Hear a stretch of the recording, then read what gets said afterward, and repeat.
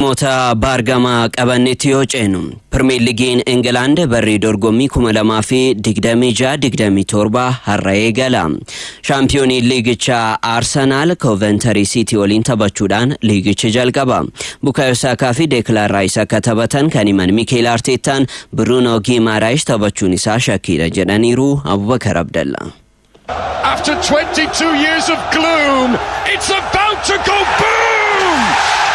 The Arsenal cannon fires again! Premier League England dorgommiin bara 2026-27 turban kana eegaluun kilaboota jajjaboo jaha keessaa sadi Manchester City, Liverpool fi Chelsea dabalatee kilaboonni sagal haarawaan liigicha eegaluu fi akka optaan jedhutti leenjitoonni sagal torbee jalqabaatiin kilaboota Premier League hoogganuun erga 1946-47 ta'es bara kana olaanaadha. Kilaboonni liigichaa jijjiirraa ganna kanaatiin mallaqa hedduu baasuun taphattoota hedduu bitachuun of cimsuun dorgommichaaf qophaa'aniiru. Hull City, Coventry City fi Ipswich Town kilaboota liigichatti ol guddatani. Waggaa 22 booda bara darbe chaampiyoonii kan ta'e Arsenal irra deebiin milkaa'uudhaaf murkii taasisuun Emirates City Coventry City simachuudhaan liigicha eegala. Arsenal seenaa isaatiin waggoota 3 walitti aansuudhaan liigii olaanaa England kan mo'ate bara 1935tti jalaa dhaabbate. Erga liigichi caasaa haarawaan dorgomuu eegalee kilabichi shaampiyoonummaa isaa eegsifatee hin beeku. Gareen Arsene Wenger kan Invincible jedhamu 2024tti osoo hin mo'amin waancaa fudhate waggaa itti aanu shaampiyoonummaa eegsifachuu hin dandeenye. Arteetaa jalatti hoo seenaa isaanii jijjiirumuu kan jedhu ni eegama. Truly magical moment and exactly what this group of players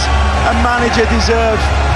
Mikel Arteetaan leenjitoota amma kilaboota Premier League leenjisaa jiran keessaa waggaa 6 fi walakkaa oliif leenjisuun leenjisaa waggoota dheeraaf leenjisaa jiranidha. The Gunners ganna kana taphataa sarara jidduu Bruno Guimaraes dabalachuu isaatiin sarara jidduutiin Rice fi Martin Zubimendi waliin qindoominni uumanni eegama. Christos Zolis bakka Lisandro Trossard buusuudhaaf garichatti dabaleera. William Saliban miidhamaan tapharraa kan fagaate yoo ta'u rakkoo kana furuuf Ezri Konsaa Aston Villa irraa fudhachuufis dhiyaateera. Arsenal bara darbe qabxii 85 waancaa liigichaa fudhate. Lammaffaan kan xumure Manchester City qabxii 7 caaluudhaan goolabe. Kilabichi torbee darbe waancaa Community Shield goolii 3-0dhaan Manchester City injifachuun milkiidhaan Premier League Englandiif qophaa'aa jira. Torbee jalqabaatiin liigichatti kan guddate Coventry City erga keessummeessee booda Aston Villa fi Chelsea waliin morkiin jabaan isaa eeggata. Arteetaan kilabiin isaanii seenaa dabalataa akka hojjetuu fi walitti aansuudhaan waancaa liigichaa akka fudhatan abdii qabaachuu dubbatu. Leenjisichi ibsa miidiyaaf kennaniin kan bara darbee caalaa ga'umsa gaarii mul'isuu feena. Liigichaan baatee hedduuf morkiin nu eeggata. Kaka'umsaa fi miira injifannoon taphachuun sadarkaa olaanaan itti fufiinsa qabaachuutu nu barbaachisa jedhani. Arteetaan shaampiyoonummaa isaanii eegsifachuu ilaalchisuudhaan yaada kennaniin kilaboonni akkasii ga'umsa addaa kan qaban guyyaa guyyaan sadarkaa olaanaatti ga'umsa isaanii kan itti fufsiisanidha. Nutis carraa sana qabna. Taphattoonni koo fedhii fi kaka'umsa qaban hin shakku. Guyyaa guyyaan ga'umsa gaarii mul'isitu nurraa eegama jedhani. Tapha kanaaf Bruno Guimaraes taphachuun isaa shakkii ta'uu Arteetaan himaniiru. Lammiin Biraazil Community Shieldiin yeroo boqonnaatti jijjiiramee ba'e. Tapha torbee jalqabaatiin duratti shaakala taasisan irratti ga'umsa isaa ilaaluudhaan akka murteessan leenjisichi himani. Bukayo Saka fi Declan Rice garuu qophii ta'uu himaniiru. Juren Timber miidhamarra jira. Frank Lampardin kan leenju Coventry Cityin erga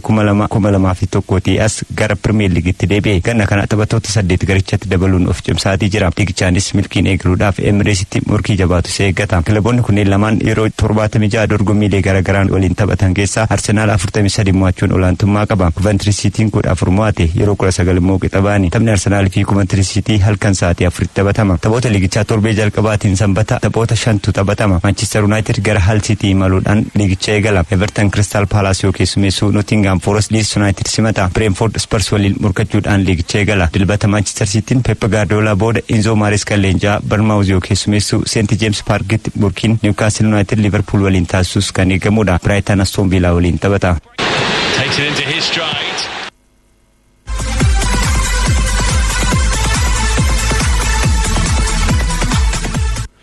Dhimmoota jijjiirraa taphattoota wal qabatanitti yoo ceenu Arsenal jijjiirraa taphataa sararratti Aston Villa Ezri Konsaa xumuruu beeksise. Sararratti isaa cimsachuudhaaf hojjechaa kan ture Arsenal Aston Villa irraa Ezri Konsaa mallatteessifachuu The Athletic gabaaseera. Yeroo dheeraadhaaf taphataa kana adamsaa kan ture Arsenal paawundii miliyoona 51 baasuudhaan kan isaa taasifate. Taphataan ittisa gidduu lammii England Ezri Konsaan waliigaltee waggaa 4 Arsenaliif akka mallatteesse gabaafameera. Beekamsa isaa ilaaluudhaan immoo waggaa dabalataaf Emirates turuu akka danda'u waliigalticha keessatti hirameera. Konsaan bara 2019 Brentford irraa Aston Villaaf erga mallatteessee taphoota 286 irratti kilabicha tajaajileera. Biyya isaa Ingilaandiifis taphoota 28 irratti kan taphate yoo ta'u waancaa addunyaa bara 2026 ga'umsa olaanaa mul'iseera. Arsenaal jijjiirraa ganna kanaatiin Konsaa dabalatee Bruno Guimaraes Newcastle irraa, Christos Zolis Club Brugge irraa, goleegaa Leeds United Ian Mesleys mallatteessifachuunsaa ni yaadatama.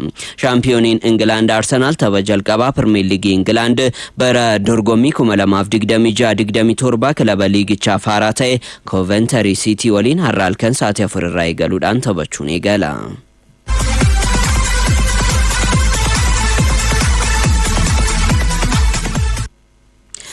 Tottenham Savino mallatteessifachuudhaaf waliigaltee irra ga'eera. Liverpool immoo Yankuba Minteef paawundii miliyoona 50 ramadus Brighton harkatti didee Abdurrahman Amin.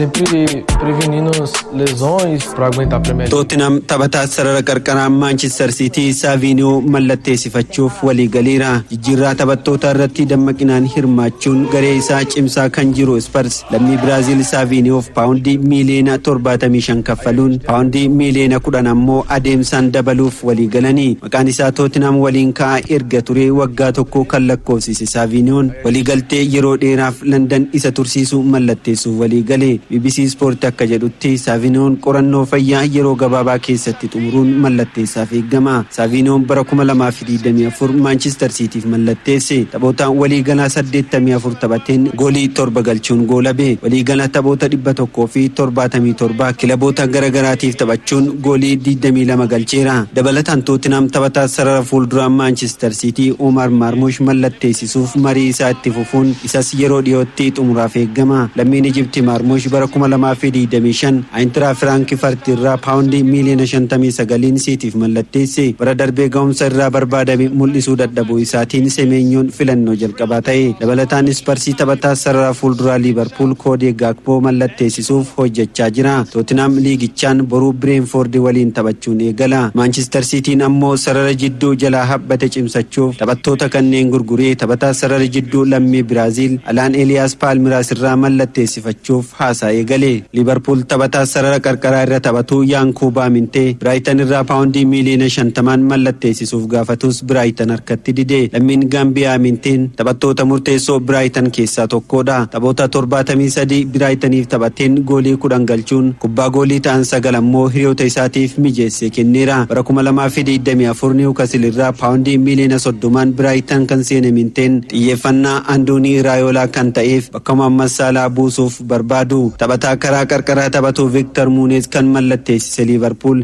fedhiin Bradley Barcola PSG irraa mallatteessisuuf qabu ammallee olaanaadha. Taphataan sarara fuulduraa Chelsea Joe Pedro waliigaltee kilabicha waliin qabu hanga bara 2034tti dheeressuuf waliigaluun bara dorgommii eegala. Lammiin Biraazil ganna 24 Pedroon waliigaltee hundaa xumuruun mallattoo qofatu isaaf. Akka waliigalteetti bara 2032 waliigalteen xumurama. Ta'us Chelsean waggaa lamaan waliigaltee kana dheeressuuf filannoon kennameefi bara darbee paawundii miliyoona 60 Brighton irraa Chelseaf kan mallatteesse Pedroon Diago Costa booda taphataa Chelsea jalqabaa bara dorgommii tokkoon peenaalitii malee goolii 20 lakkoofsise ta'eera. Kana jechuun Pedroon riikardii waggoota 10f taphataan Chelsea tokkollee hin fooyyessin fooyyessuu isaati. Kun ammoo Chelsea keessatti jaallatamummaan isaa akka dabalu taasise. Pedroon waancaa kilaboota addunyaatiin akkuma kilabichatti makameen goolii 3 galchuun imala milkii isaa waancichas fudhachuun eegale. Pedroon taphoota madaallii ga'umsaa 7 goolii 8 galchuun abdii egeree Chelsea ta'uu isaa mirkaneessaa jira. Aston Villaan bakka Ezri Konsaa gara Arsenaal imaluu Taylor Harwood buusuuf barbaadaa jira. Taphataa kanaaf paawundii miliyoona 18 ramadus Southampton harkatti dide. Harwood bara 2023 irraa jalqabee Southampton keessa taphachaa jira. Southampton taphatichaaf yoo xiqqaate paawundii miliyoona 25 akka barbaadu BBC Sport gabaaseera. Harwood taphattoota akkaadaamii Manchester City keessaa ba'an keessaa tokkodha. tura. Ta'us garee duraa Manchester Cityf taphate. Viilaan ammoo erga liigii Awurooppaa injifatee as taphattoota murteessoo kanneen akka Yuri Tielemans, Morgan Rogers fi Lucas Digne fa'aa dhabuun bara dorgommii eegaluu fi goleegaa lammii Arjentiinaa Emiliano Martinez fi golee hedduu kilabichaaf galchuun riikardii kan qabu Ole Watkins taphattoota Viilaa gadi dhiisaniif eeggamanidha.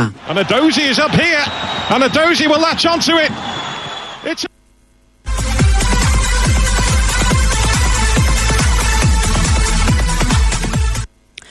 Reeffannoo jijjiirraa amma nu qaqqabeen Arsenaal Julian Alvarez mallatteessifachuudhaaf gara yuuroo miliyoona 80 fi Victor Gyökeres Atletico Madridiif kennuudhaaf gaafachaa jira. Daayiriktarri ispoortii Atletico Madrid immoo Matteo Allemani Londonitti kan argaman yeroo kanatti dhimma jijjiirraa ergisaadhaan Chelsea irraa Nicolas Jackson mallatteessifachuudhaaf ta'us garuu jijjiirraan Arsenaal kun dhiibee kan imalu yoo ta'e Julian Alvarez mallatteessifachuudhaan Victor Gyökeres immoo Atletico Madridiif dabarsanii kennuudhaaf barbaadaa kan jirani. Taphataan kun Julian Alvarez gara Barcelona deemuudhaaf kan barbaadaatiin ture. Tapha Atletico Madrid La Liga Spainin tapha jalqabaa Malaga goolii 2-0dhaan injifatan irratti miseensa kilabichaa hin turre. Julian Alvarez tarii gara Arsenal dhufuu danda'amoo achuma Atletico Madrid turamoo gara Barcelona imala kan jedhu jijjiirraawwan torbanoota dhufan keessa himamaniin kan adda ba'uudha kan ta'u.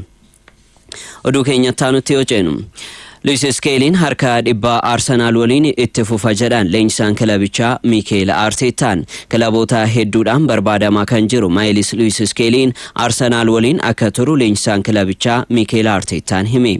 Luis Skelly waliin tura inni taphataa murteessaa kilaba keenyaatis jedheera. Manchester United fi Chelsea kilaboota Luis Skelly mallatteessifachuudhaaf barbaadaa turanidha. Dhuma waqtii jijjiirraa taphattoota Luis Skelly harka dhibba Arsenaal waliin itti fufa jedhe. Leenjisaan kilabichaa Mikel Arteetaan tapha waancaa Champions Leaguetiin Arsenal Paris Saint-Germain mo'ameerrattiin kan taphate Luis Skelly taphataa kana mallatteessifachuudhaaf Chelsea yeroo dheeraadhaaf hordofaa akka ture ni beekama. Chelsea immoo Enzo Fernandezittiin gammachuu akka qaban leenjisaan kilabichaa Xabi Alonsoon himeera.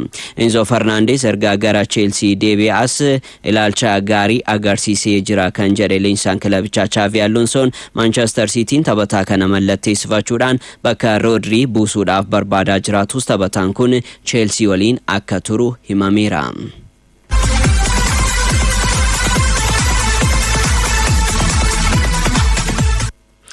La Liga Spain torbee lammaffaan har'a yoo eegalu boru Real Madrid Jose Mourinho jalattiin erga bara 2013 as yeroo jalqabaatiif tapha La Liga Espanyol waliin taphachuudhaan jalqaba. Barcelonaan Elche waliin taphachuudhaan barri dorgommii kana tokko jechuudhaan jalqaba. Shifarraa Jambo. The wait is over. The lights come back on. The stadiums breathe again. And new stories are about to begin. La Liga Spain har'a torbee lammaffaadhaan tapha Real Betis fi Real Sociedad waliin taphataniin eegalam. Goota gurguddoo keessa dursee kan eegale La Liga Spain barri dorgommii 2026-27 kanaan kilaboonni ciccimoon torbee jalqabaan hin taphanneem. Torbee lammaffaa kanaan Real Madrid Jose Mourinho jalatti waggoota 13 booda ga'umsa fi tooftaa akkamiin bara dorgommii eegala kan jedhutu eegamam. Special one Jose Mourinho bara 2010 hanga 2013tti Real Madrid leenjisuun waancaa La Liga Spain qabxii reekoordii galmeessuun shaampiyoonii taasisee ture. Waancaa Copa del Rey fudhateera. Amma garuu Real Madrid sanaa ol irraa barbaadamu. Waggoota lamaan darban Santiago Bernabeu honge waancaa rukutee bayyanachiisuuf itti gaafatamummaa fudhate. Dirreen alaa Espanyol waliin kan taphatu Real Madrid bara dorgommii injifannoon eegaluuf morkiin godhu ni eegaman. Baroota lamaan darban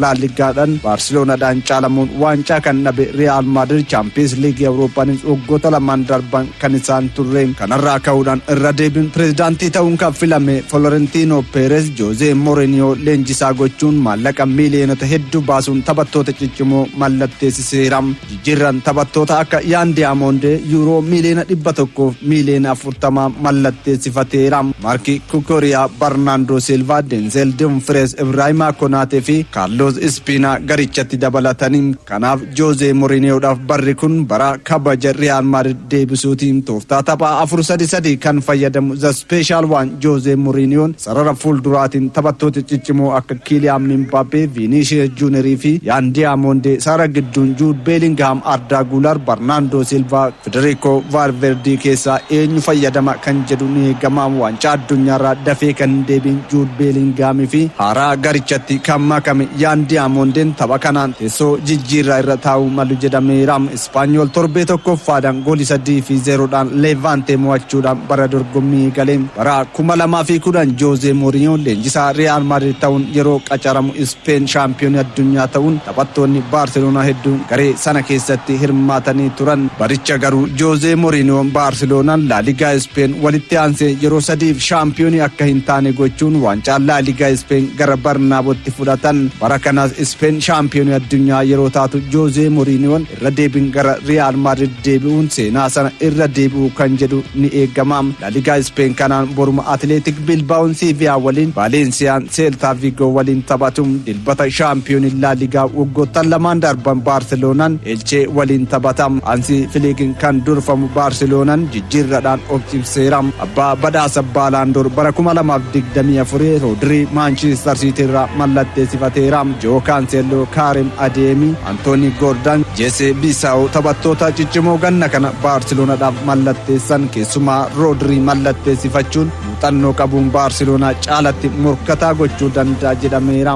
Karim Adeyemi fi Anthony Gordonis taphattoota eegamanii. Hansi Flick caalatti bara kana Champions League kilaboota Awurooppaatiif xiyyeeffannoo akka kennus xiinxaltoonni kubbaa miilaa ni dubbatu. Atletico Madrid Villarreal waliin dilbata taphatu.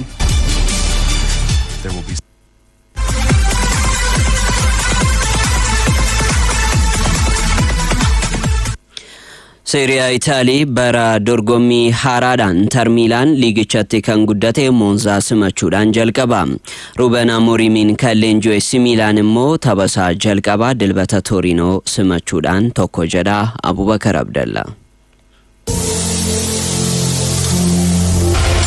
Dorgommii liigichaa bara 2026-27 boru eegaluun kilaboonni Serie A 9 leenjistoota haarawaan hoogganamuudhaan eegalu. Shaampiyooniin Serie A Italy Inter Milan imala shaampiyoonummaa isaa eegsifachuuf taasisu liigichatti kan guddate Monza simachuudhaan eegala. Bara darbee waancaa 2 Scudetto fi waancaa kilaboota Italy kan injifate Inter Milan liigichaan sadarkaa lammaffaan kan xumure Napoli qabxii 11 caaluudhaan goolabe. Gareen Christian Chivu leenjoo Inter Milan bara kana imala gaarii isaatti fufuuf deeggartootaa fuulduratti Monza waliin murkii taasisuun injifannoon eegaluudhaaf morkata. Kilabichi bara darbee dirree isaatti taphoota 19 keessaa 14 injifate. Barana hoo Christian Chivuun waggaa lammaffaa isaanii kilabicha leenjisaniin ga'umsa sana irra deebi'uu kan jedhu ni eegama. Waqtii jijjiirraa ganna kanaatiin Inter Milan lammiilee England lamaan John Stones fi Spence garee isaatti dabaleera. Liverpool irraa Curtis Jones fudhachuufis dhiyaachuun gabaafamaatti jira. Denzel Dumfries kilabicha gadhiisuudhaan gara Real Madrid imaleera. Tapha boruu kanaan goolii eegaan lammii Spain Jose Martin iddoo Jan Sommer bu'uun ni taphata jedhame. Enric Mkhitaryan adabbii tapha tokko qabuun taphni kun jala darba. Dursaan taphattoota Lautaro Martinez fi lammii France Marcus Thuram sarara fuulduraa ni dursuuf eegamu.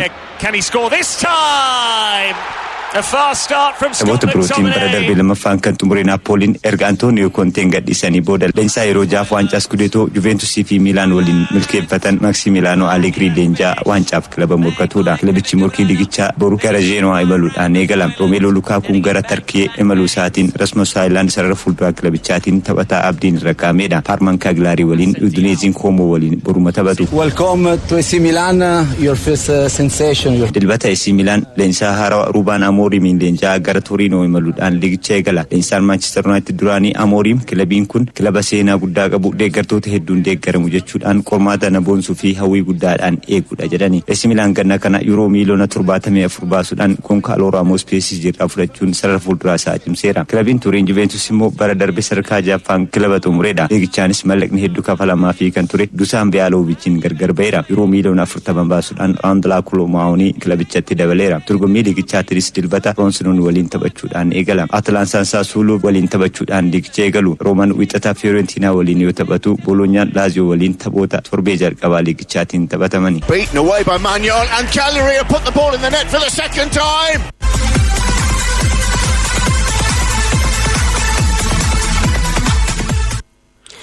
Liigii Firaansi bara dorgommii 2026-27 har'as Olympique de Marseille Strasbourg waliin taphachuudhaan eegala. Shaampiyooniin Firaansii fi Champions League Europa Paris Saint-Germain dilbata dhufu taphata. Boruu taphoota 5 keessummeessuudhaan liigichi yoo itti fufu Lens, Auxerre, Le Mans, Brest, Nice, Lorient, Toulouse, Lyon, Troyes, Paris waliin taphatu. Dilbata Luis Enrique kan leenjuu Paris Saint-Germain gara dirree Stade Rennes imaluudhaan taphata. Dilbatuma Monaco, Le Havre waliin taphata. Angers, Lille waliin taphni taphatanis taphoota eeggamudha.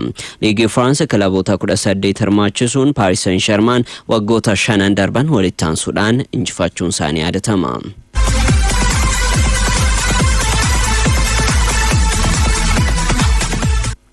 Waancaa mo'attoota Jarmaniin Borussia Dortmund fi Bayern Munich boru waliin taphatu. Waancaa mo'attoota Jarmaniin moggaasa Franz Beckenbauer jedhamuun taphatamu marsaa 140ffaatu taphatama. Waancaan bara dorgommii eegaluudhaaf Borussia Dortmund fi Bayern Munich waliin morkatu. Kilaboonni lachuu qophii gannaaf jijjiirraa taphattootaatiin hojii hojjechaa turan daran kan ittiin madaalatan taas jedhamee eegama. Badhaasa kophee warqii kan fudhate Harry Kane dorgommii kanaan ni hirmaata. Seenaa keessatti morkataa jabaan Bayern Munich kan ta'e Borussia Dortmund yeroo 33 Munichiin injifateera. Garuu taphoota 16 darbaniin dirree Munich irrattiin tokko qofa injifate. Dorgommii kanaan Borussia Dortmund bara dorgommii 2019 booda Munichiin injifatee hin beeku. Kilabiin Bavaariyaan waancaa lamaan darbanis fudhateera.